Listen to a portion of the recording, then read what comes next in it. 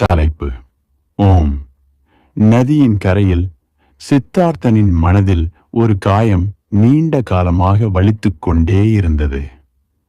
அவன் தன் பரிசலில் மக்களை ஏற்றிச் செல்லும் போதெல்லாம் ஒரு தந்தையாகவோ தாயாகவோ தன் குழந்தைகளுடன் வருபவர்களை பார்க்கையில் அவன் மனம் பொறாமையால் துடித்தது. ஆயிரக்கணக்கான மக்களுக்கு வாய்த்த இந்த பேறு ஏன் எனக்கு கிடைக்கவில்லை? பாவிகளுக்கும் திருடர்களுக்கும் கூட பிள்ளைகள் உள்ளனர். எல்லாருக்கும் இந்த வரம் கிடைத்திருக்கிறது, என்னை தவிர என்று அவன் மனம் வருந்தி தவித்து புலம்பியது. இப்படியே தினமும் வருந்தி வருந்தி அவன் மனம் ஒரு சிறு குழந்தையைப் போலவே ஆகிவிட்டது. நாளடைவில் மக்களை பார்க்கும் அவனது பார்வை மாறியது.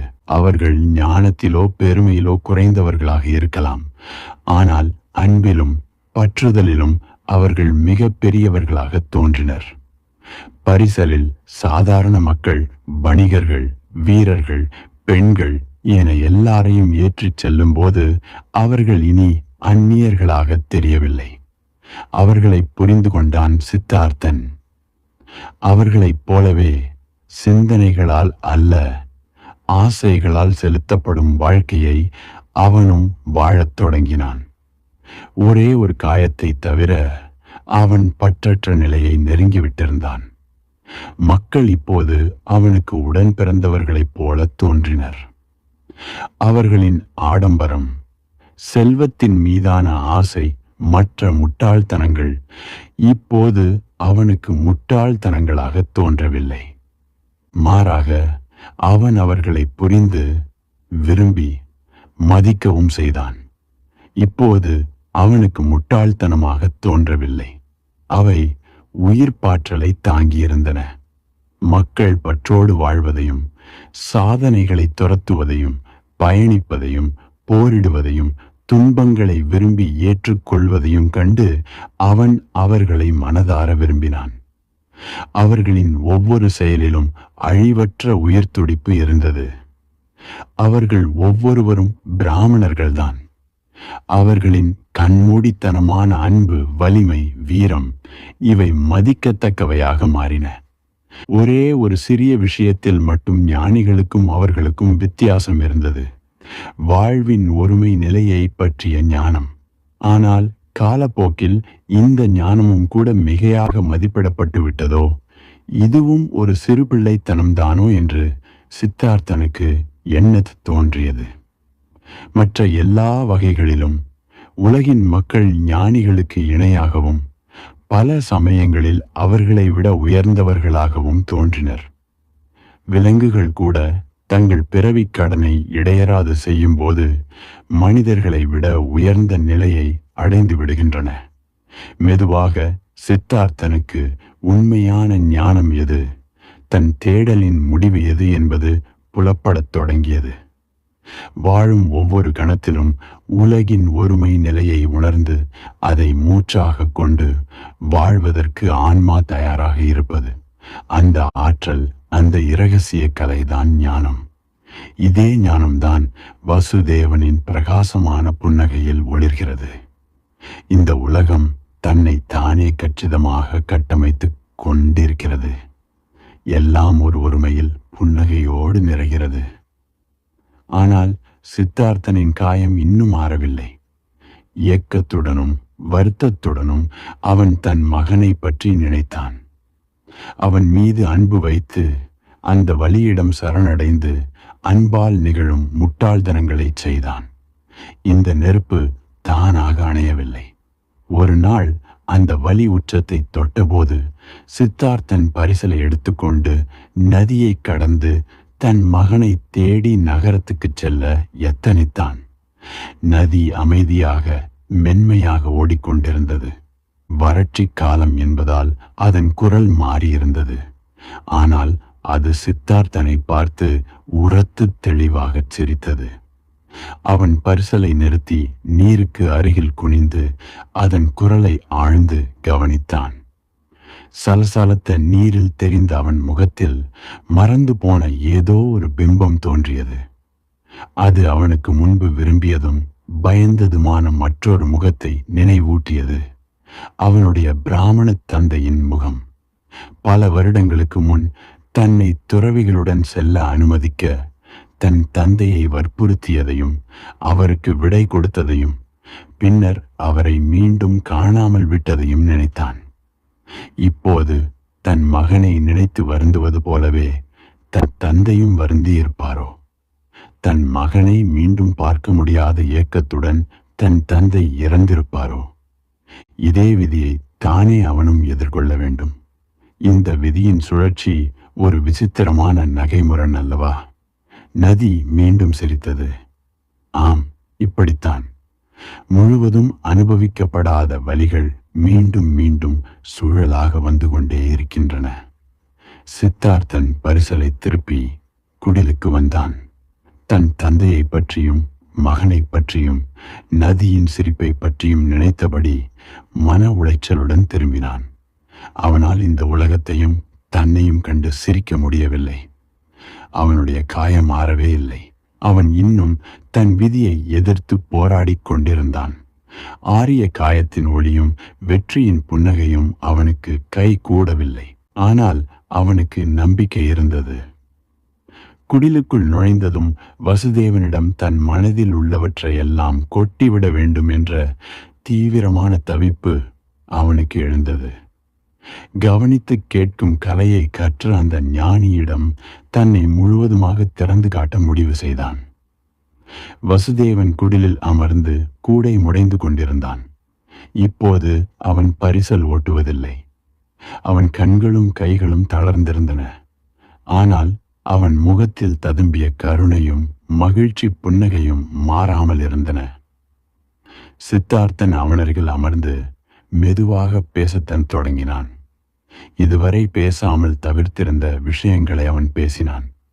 தன் மகனை தேடி நகரத்துக்கு சென்றது, அவனுடைய காயம், மகிழ்ச்சியாக இருக்கும் தந்தைகளின் மீது எழுந்த பொறாமை, இந்த உணர்வுகள் முட்டாள்தனம் என உணர்ந்தாலும் அவற்றுடன் போராட முடியாத வலிமையற்ற தன்மை, எல்லாவற்றையும் பற்றி வெளிப்படையாக பேசினான்.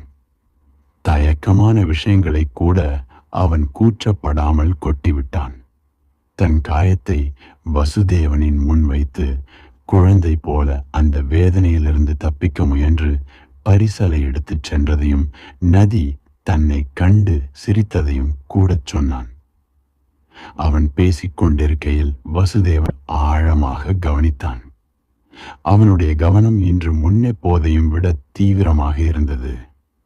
சித்தார்த்தனின் வலிகளை அவனும் உணர்ந்தான். அவனுடைய பயங்களை அவனும் பயந்தான். அவனுடைய இரகசிய நம்பிக்கையை அவனும் பெற்று திருப்பிக் கொடுத்தான்.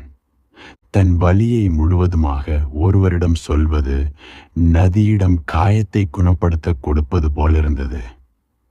பேசிக்கொண்டே செல்ல சித்தார்த்தனுக்கு தன் முன்னிருப்பவர் வசுதேவன் அல்ல, மழையை ஏற்றுக்கொள்ளும் மரமாகவும் அசைவற்ற நதியாகவும் இறைவனாகவும் தோன்றினார். வசுதேவனே முடிவற்ற ஒருமை என்று உணர்ந்தான். சித்தார்த்தன் தன் வலியை பற்றிய எண்ணங்களிலிருந்து விடுபட்டான். வசுதேவனின் இந்த மாற்றம் அவனுடைய சிந்தனையை ஆட்கொண்டது. அவனை மேலும் ஆழமாக உணர்ந்தபோது ஆச்சரியம் குறைந்து எல்லாம் விதிக்கப்பட்டபடி நடக்கிறது என்றும் வசுதேவன் காலகாலமாக இப்படித்தான் இருக்கிறார் என்றும் தான் இதை இப்பொழுதுதான் உணர்ந்து கொண்டதாகவும் புரிந்தான். சாதாரண மக்கள் இறைவனை பார்ப்பது போல அவன் வசுதேவனை பார்த்தான். இந்த உணர்வு நிலைக்காது என்பதையும் புரிந்து மனதார வசுதேவனுக்கு விடை கொடுத்தான்.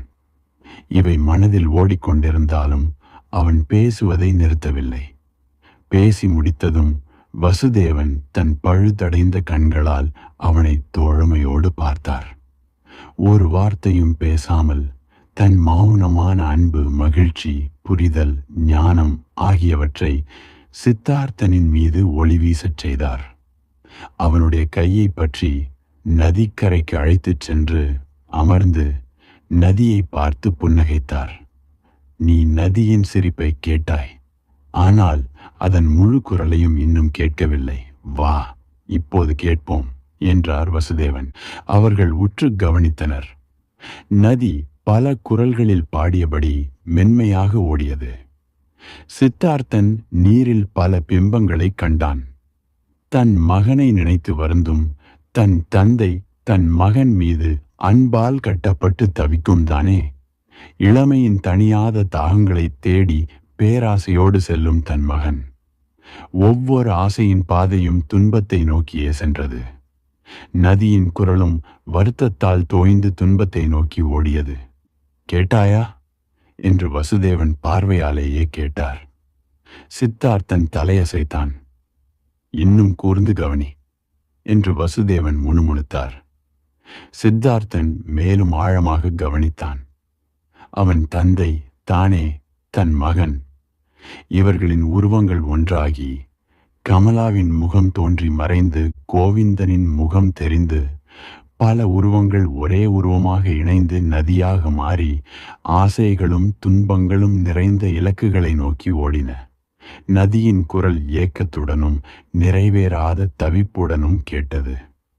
தன்னையும் தான் கண்ட எல்லாரையும் தன்னுள் அடக்கிய நதி தன் இலக்கை நோக்கி விரைந்து ஓடியது.